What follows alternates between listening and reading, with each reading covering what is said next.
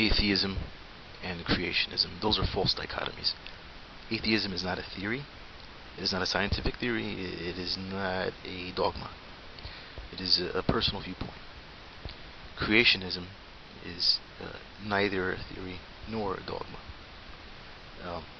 It sounds dogmatic, and I don't believe it's an actual science, and the scientific community agrees with me. There's nothing scientific about it. You're assuming that atheism and creationism are mutually opposing. Well, maybe, maybe not. You're assuming all atheists support evolution. This is not true. You're assuming atheism is an explanation for life. It isn't. It doesn't explain anything. It's just a viewpoint. You're assuming creationism is a valid alternative to a scientific theory, which it is not. You're making assumptions. And when you make assumptions, you make an ass out of yourself. Big Bang. The universe never stopped expanding. It still expands. You can't object to the fact of an expanding universe. You can't object to a fact. You can't say, I object to you saying that most people are right-handed, because I'm a left-handed person and I take offense to it. It's a fact. Your objection means nothing. Your opinion means nothing. Your morals even less. Direct evidence of the redshift alone is proof of an expanding universe. And then you have the background microwave radiation. If you don't know what I'm talking about, look it up. So, yes, we have reason to believe that there is an expanding universe, and that would suggest that if something is expanding, that it had a point of origin, what we would call the Big Bang singularity. Stephen Hawking, in A Brief History of Time, makes a good argument against a static universe that is eternal. You don't believe in an eternal static universe. It sounds like you believe in a static universe that was created maybe 6,000 years ago. But I suggest you read A Brief History of Time, because Hawking makes a very good argument against a static universe in a very intelligent manner.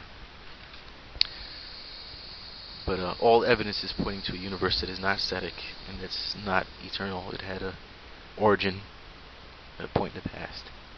So, this has again nothing to do with atheism. It's just it just happens to be something that most atheists support.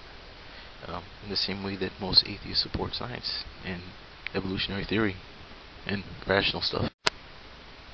Pluto on its side, and Venus backwards. Alright. I don't see how this is the best defense of your position.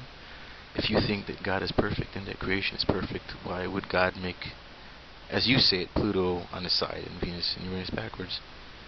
Maybe your God has eyes on the side of his head. Maybe he sees things backwards.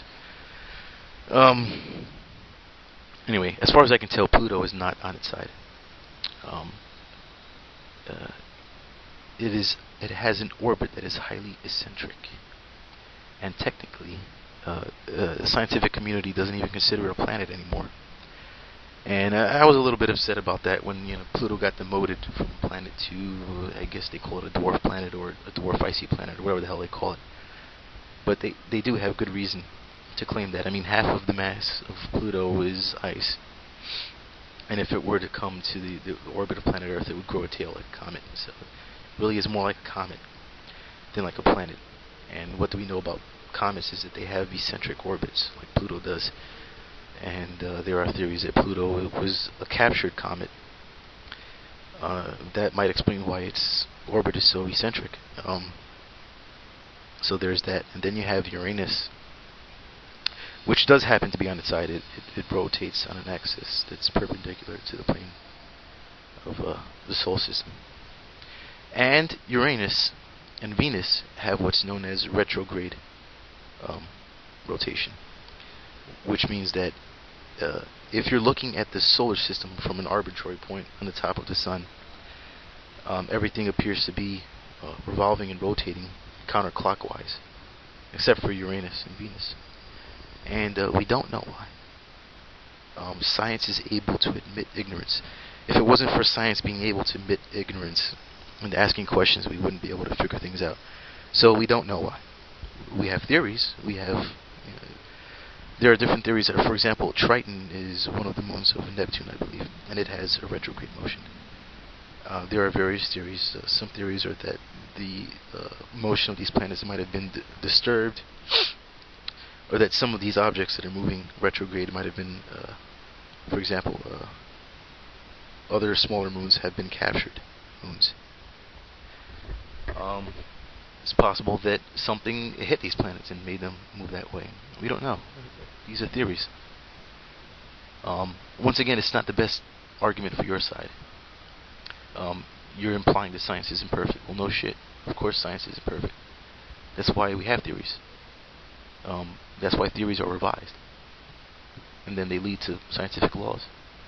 If it's good enough for me, it's good enough for electricity and computers and your Facebook. Anyway. That concludes the first part. Apparently there's a second part. So I'm going to have to post to respond to that as well, I suppose, because otherwise it would feel like I left something uncompleted. And I don't like that. So I'll move on to the second part.